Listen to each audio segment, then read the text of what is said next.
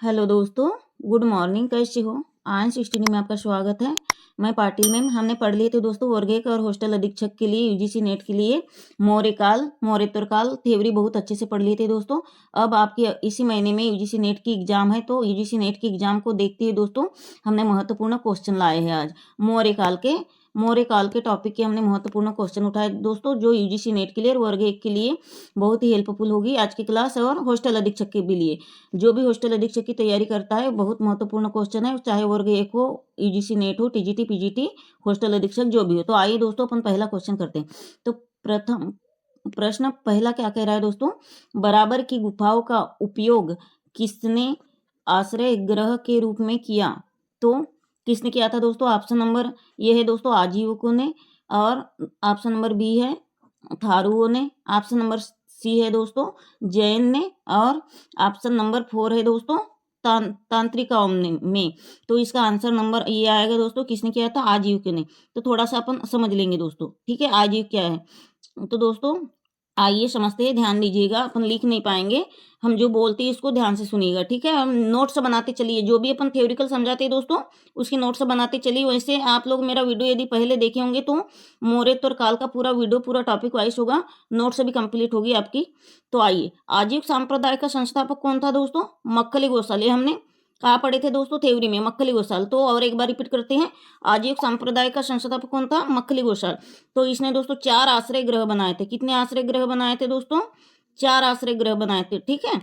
कौन कौन से थे दोस्तों? कर्ण, चौपाल, सुदामा और विश्व झोपड़ी। और बिंदुसार क्या था दोस्तों? आजीविक धर्म का अनुयायी था।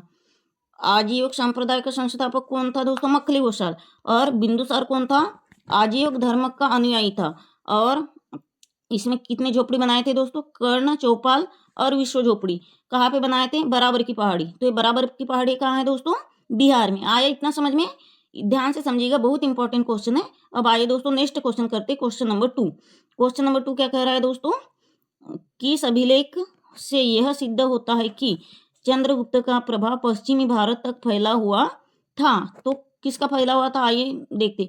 कलिंग अभिलेख, अशोक का गिरनार अभिलेख, और थर्ड है रुद्रदामन। ये रुद्रदामन है, ठीक है, थोड़ा मिस्टेक हो गया है दोस्तों। रुद्रदामन का जूनागढ़ अभिलेख। अशोक का नहीं है दोस्तों, ये अशोक सुपर अभिलेख, ठीक है। ये क्या है दोस्तों? अशोक का सुपर नहीं दोस्तों, सोपारा अभिलेख है, ठीक है। आप समझ जाइएगा क्योंकि हमने पहले पढ़ लिए थे। और ये फैल नहीं है दोस्तों, ठीक है। क्वेश्चन में कहाँ तक के फैल है हुआ था, तो फैला हुआ है, ठीक है, थोड़ा मिसप्रिंट हो जाता है। अब इसका आंसर आएगा दोस्तों सी।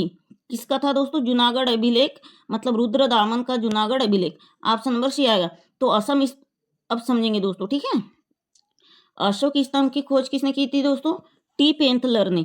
टी पेंथलर ने कहाँ की खोज की थी दोस्तों? अशोक स्तंभ की। अशोक स्तंभ को पढ़ने में पहली बार सफलता किसको मिली थी दोस्तों?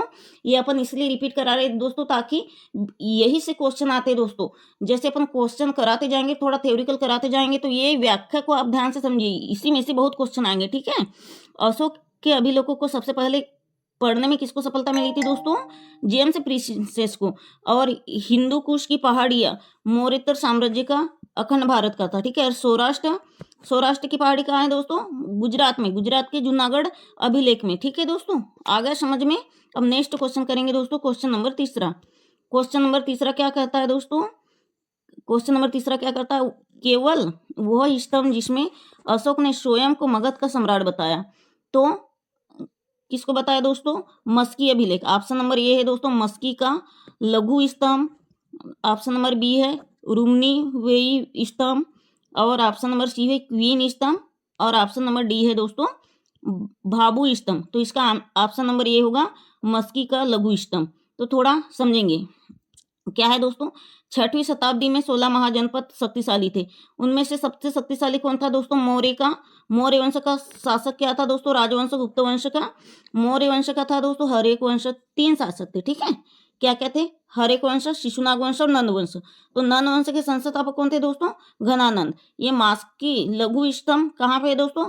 मास की लघु स्तंभ याद रखिए दोस्तों, जो भी अपन मतलब क्वेश्चन के जो बीच में व्याख्या करते हैं वो बहुत इंपॉर्टेंट है। तो मास्की का लघु स्तंभ आंध्र प्रदेश के रायचूर में है। नोट करके लिखिएगा दोस्तों, मास्की का लघु स्तंभ आंध्र प्रदेश के रायचूर में है, लिख लीजिए दोस्तों, ठीक है। और खोज किसने की थी? विडेन ने खोज की थी, विडेन ने।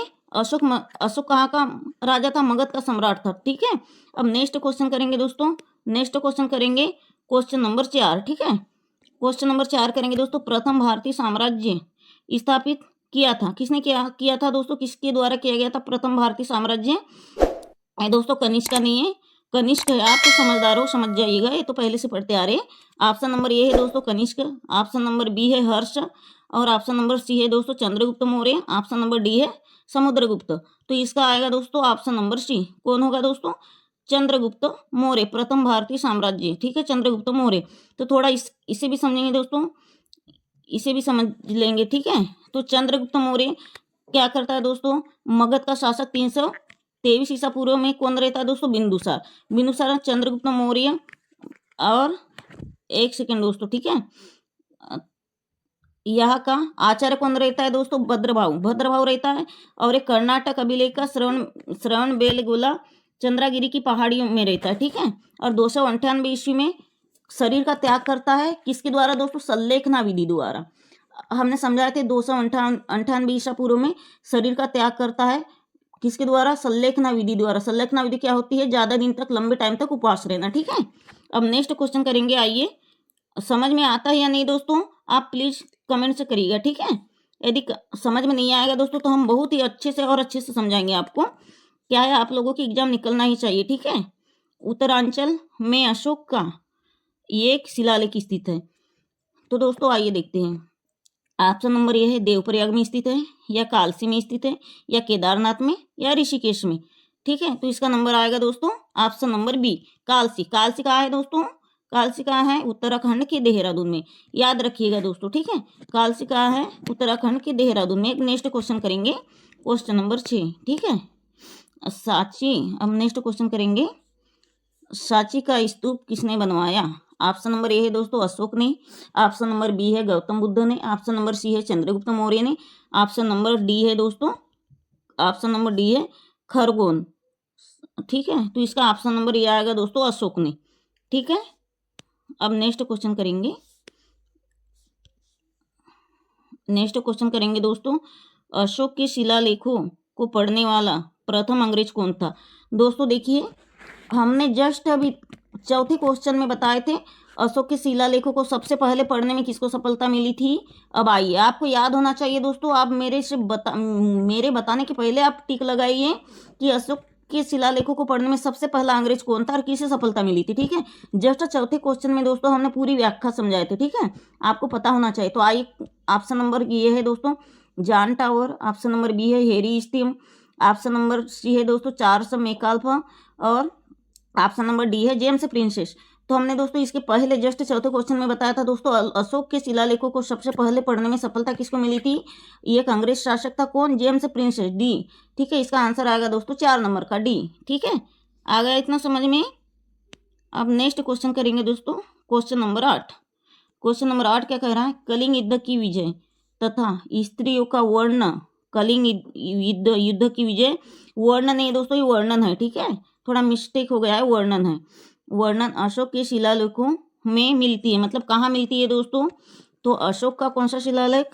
अशोक का फर्स्ट शिलालेख या अशोक का सेकंड शिलालेख, ठीक है, कि ऑप्शन नंबर सी आएगा या ऑप्शन नंबर डी आएगा, ठीक है। तो इसका ऑप्शन नंबर होगा दोस्तों डी। तो आइए थोड़ा अपन इसे समझ लेते हैं, ठीक है। कलिंग युद्ध कहाँ होता है दोस्तों? उड़ीसा में। कब होता है दोस्तों? 261 ईसा पूर्व, किसके शासनकाल में? अशोक के, ठीक है। अशोक वहाँ का नरसंहार राजा रहता है। और कलिंग राजा खारवेल क्या करता है दोस्तों? हाथी गुफा अभिलेख का निर्माण करता है, कौन? और हाथी गुफा अभिलेख कहाँ के लिए फेमस है दोस्तों? उड़ीसा के लिए। तो उड़ीसा में क्या है दोस्तों? हाथी गुफा अभिलेख। उड़ीसा में क्या है? भयंकर हाथी पाया जाता है, ठीक है, इसीलिए हाथी गुफा अभिलेख के लिए कौन फेमस है? उड़ीसा। और उड़ीसा में कलिंग युद्ध हुआ था। अशोक ने 99 भाइयों की हत्या करके 261 ईसा पूर्व में कलिंग का युद्ध लड़ा था, कहाँ पे? उड़ीसा में। और अशोक बुद्ध धर्म को मानने वाला रहता, ठीक है। अब देखेंगे दोस्तों आगे, क्वेश्चन नंबर 9, ठीक है। प्रसिद्ध प्रसिद्ध यूनानी राजदूत मेगास्थनीज भारत में किसके दरबार में आए थे? तो ऑप्शन नंबर ए है दोस्तों, पहला अशोक, दूसरा है हर्षवर्धन, तीसरा है चंद्रगुप्त मौर्य और चौथा है हेमू। तो इसका ऑप्शन नंबर सी होगा दोस्तों, ऑप्शन नंबर सी होगा चंद्रगुप्त मौर्य। चंद्रगुप्त मौर्य क्या है? सेल्यूकस निकटर के सिकंदर के राज दरबार रहते हैं। ठीक है, किसके राज दरबार रहते हैं? चंद्रगुप्त मौर्य सिकंदर सेल्यूकस निकटर के। ठीक है, और ये राज दरबार कहाँ का रहता है? इंडिका का। ठीक है, याद रखिएगा। अब नेक्स्ट क्वेश्चन करेंगे, क्वेश्चन नंबर 10। क्वेश्चन नंबर 10 क्या कहता है? चंद्रगुप्त मौर्य ने सेल्यूकस को कब पराजित किया? तो इसका ऑप्शन नंबर ये है 322 ईसा पूर्व, 352 ईसा पूर्व, 305 ईसा पूर्व या 173 ईसा पूर्व या 261 ईसा पूर्व। तो इसका ऑप्शन नंबर बी होगा दोस्तों 305 ईसा पूर्व। ठीक है, अब नेक्स्ट क्वेश्चन करेंगे, क्वेश्चन नंबर 11। निम्नलिखित में से कौन सा राजा प्राय जनता के संपर्क में रहता था? ऑप्शन नंबर ए है Chandragupta Maurya, option number B है अशोक, ऑप्शन नंबर बी है अशोक और ऑप्शन नंबर सी है चंद्रगुप्त मौर्य और ऑप्शन नंबर डी है दोस्तों बिंदुसार। तो आपने जाने होंगे अशोक रहता है सबसे ज्यादा जनता के लोकप्रिय और जनता के करीब, राजा के करीब रहता है। कौन? ऑप्शन नंबर बी आएगा, अशोक। बौद्ध धर्म के प्रचार प्रसार के लिए जनता के बहुत समीप रहता है, व्याख्या करता है, वर्णन देता है, युद्ध वगैरह करता है। और क्या करता है दोस्तों, जब अधिक से अधिक जनता की हत्या होती हुई देखता है कलिंग युद्ध में, तो उसी दिन अशोक क्या करता है दोस्तों, क्या निर्णय लेता है कि आज के बाद मैं हथियार त्याग दूंगा और कभी युद्ध नहीं करूंगा। अपने 99 भाइयों की हत्या करने के बाद वो अशोक यह त्याग करता है। किसका त्याग करता है? पूरे हथियार फेंक देता है जमीन पे और बोलता है कि आज के बाद मैं किसी भी प्राणी जीव जंतु पर हत्या नहीं करूंगा, हथियार नहीं उठाऊंगा, किसी की हत्या नहीं करूंगा। ठीक है, और यही शासक एक रहता है जो राजा, मतलब यही राजा रहता है जो जनता के अधिक से अधिक संपर्क में रहता है। ठीक है, अब नेक्स्ट क्वेश्चन करेंगे, क्वेश्चन नंबर 12। ठीक है, क्वेश्चन नंबर 12 क्या कह रहा है दोस्तों? अशोक ने 261 ईसा पूर्व में कलिंग को जीतने के बाद क्या किया? तो आपसे तो ऐसे ही बन जाना चाहिए क्वेश्चन। अपने राज्य की सीमा बढ़ाई, दूसरा है विजय मतलब विश्व विजय के लिए निकल पड़ा, और ये है भारी रक्तालाभ देखकर युद्ध की नीति को सदा के लिए त्याग दिया। जस्ट हमने थोड़ी देर पहले समझाए थे दोस्तों, तो इसका ऑप्शन नंबर सी आएगा। मैंने अभी थोड़ी देर पहले क्या समझाई थी दोस्तों? अशोक एक महान राजा था जो कि जनता के बहुत करीब रहता था और अपने 99 भाइयों की हत्या करके क्या किया था दोस्तों? उसने काय का त्याग किया था? हथियारों का त्याग। और उसी दिन इसने कसम खा ली थी, निर्णय ले लिया था कि आज के बाद मैं किसी पर हथियार नहीं उठाऊंगा, ना ही किसी की हत्या करूंगा।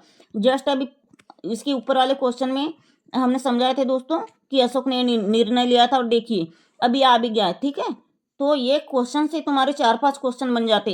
एक क्वेश्चन के द्वारा तुम्हारे 4-5 क्वेश्चन के आंसर निकल पड़ते, इसलिए क्वेश्चन आंसर तो समझिएगा ही, साथ में व्याख्या पर ज्यादा ध्यान दीजिएगा। ठीक है दोस्तों, अब क्वेश्चन नंबर 13। क्वेश्चन नंबर 13 क्या कहता है दोस्तों? अशोक के अधिकांश अभिलेख किस भाषा व लिपि में है? किस भाषा व लिपि में दोस्तों? प्राकृत तो ब्राह्मी लिपि, दूसरा है संस्कृत और ब्राह्मी लिपि, तीसरा है पाली और ब्राह्मी लिपि, और चौथा क्या बोल रहा है दोस्तों? नन ऑफ दिस, मतलब इनमें से कोई नहीं। तो ऑप्शन नंबर ये आप सभी को पता है, अशोक का जो अधिकांश अभिलेख था वो किस भाषा में था? प्राकृत और पाली भाषा में। ठीक है, अब नेक्स्ट क्वेश्चन करिएगा दोस्तों, किस ग्रंथ में चंद्रगुप्त मौर्य के लिए उरप्पल निमन कुल शब्द का प्रयोग किया गया? एक क्वेश्चन को बहुत ही ध्यान से समझिएगा दोस्तों, ये आया हुआ है यूजीसी नेट में। ठीक है, 2016 में आया था दोस्तों, हमने खुद देखे थे। ठीक है, एक क्वेश्चन को ध्यान से समझिएगा। क्या कह रहा है क्वेश्चन?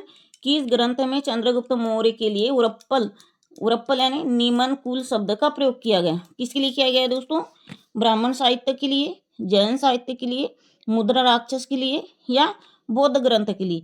तो दोस्तों इसका ऑप्शन नंबर सी होगा, मुद्रा राक्षस के लिए। तो मुद्रा राक्षस किसने लिखी थी दोस्तों? आप बहुत दिनों से पढ़ रहे हैं, आप सभी को पता है मुद्रा राक्षस किसने लिखी थी?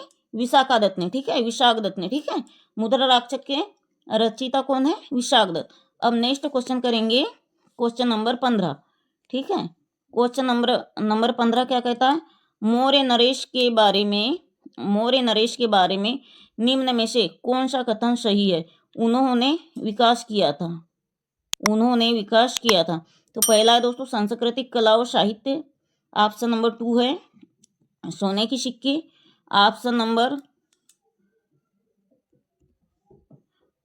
रुकिए दोस्तों 1 मिनट, थोड़ा ऑप्शन मिस्टेक हो गया है। ये क्या कर रहा है क्वेश्चन, हाँ सोने के सिक्के, और सी है प्रांतीय विभाजन, और डी है हिंदू कुश तक साम्राज्य। तो इसका आंसर होगा दोस्तों ये 1 3 4, जो कि हमने ऑप्शन नहीं लिख पाए दोस्तों। इसका आंसर 1 भी होगा, 3 भी होगा और 4 भी होगा। ठीक है दोस्तों, हमने इसको लिख नहीं पाए थे। इसका मतलब ऑप्शन ए में है दोस्तों केवल 1, और ऑप्शन 2 में है केवल 2, ऑप्शन 3 में है 1 2 3, और ऑप्शन डी में है दोस्तों 1 3 4। तो इसका आंसर होगा दोस्तों ये 1 3 4।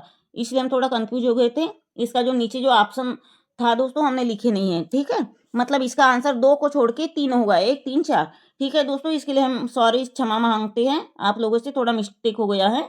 ठीक है, अब नेक्स्ट क्वेश्चन करेंगे दोस्तों। नेक्स्ट क्वेश्चन क्या कह रहा है, अशोक अशोक अशोक के शिलालेख, अशोक के अभिलेख, मतलब अभिलेख या शिलालेख, अशोक के शिलालेख संगम राज्य के बारे में बताते हैं। क्या बताते हैं, उसमें शामिल है, क्या शामिल है दोस्तों, फर्स्ट ऑप्शन है 1 ला और 10वां, और बी है दोस्तों 1 ला, और ये 1 नहीं है दोस्तों। ठीक है, ये मतलब एक हाँ सेकेंड है दोस्तों 13वां अभिलेख, ये अभिलेख है दोस्तों। ठीक है, कंफ्यूज नहीं होना, ये अभिलेख है। और ऑप्शन नंबर डी है दूसरा और 14वां अभिलेख। तो क्वेश्चन पहले समझ जाइए अच्छे से, अशोक के शिलालेख संगम राज्य के बारे में बताते हैं, मतलब दोस्तों ये शिलालेख है। ठीक है, ये शिलालेख है, तो इसका अशोक के बारे में कौन से संगम में बताता है दोस्तों, ऑप्शन नंबर 3 होगा इसका, दूसरा और 13वां शिलालेख। ठीक है, कौन सा, दूसरा और 13वां शिलालेख में अशोक के शिलालेख संगम के बारे में बताते हैं। ठीक है, कंफ्यूज ना होइएगा, ये 1 ला 2 ला ये ऐसा नहीं है, थोड़ा मिस्टेक हो गया है। मतलब ये क्या है दोस्तों, अभिलेख है। ठीक है, दूसरा मतलब दोनों को कंबाइंड में दिया है 2 2 करके। ये बोल रहा है कि 1 और 10 होगा, या 1 और 11वां अभिलेख होगा, या 2 और 13वां अभिलेख होगा, या 2 और 14वां अभिलेख होगा। ठीक है, तो इसका आंसर आएगा दोस्तों दूसरा और 13वां अभिलेख होगा। ठीक है, ऑप्शन नंबर 3। तो दोस्तों अब आज के लिए इतना ही, लेकिन दोस्तों आप अच्छे से मन लगाकर पढ़िएगा, और इससे भी अगर बेस्ट अच्छे क्वेश्चन चाहिए थोड़ा कठिन टाइप के, तो हमें कमेंट्स करिए, हम ज़्यादा से ज़्यादा एमसीक्यू लाने की कोशिश करेंगे। और हमारी दुआओं से आप जल्दी से जल्दी यूजीसी नेट का पेपर देकर आइए, अच्छा स्कोर करके आइए दोस्तों, और शेयर करिएगा हमारे चैनल को, सब्सक्राइब करिएगा दोस्तों। बस हम आपसे यही चाहते हैं दोस्तों, हम आपसे यही उम्मीद करते हैं, और आपको बेस्ट से बेस्ट थ्योरी क्लास भी देंगे और एमसीक्यू भी देंगे। तो दोस्तों अब आज के लिए इतना ही, धन्यवाद दोस्तों, जय हिंद।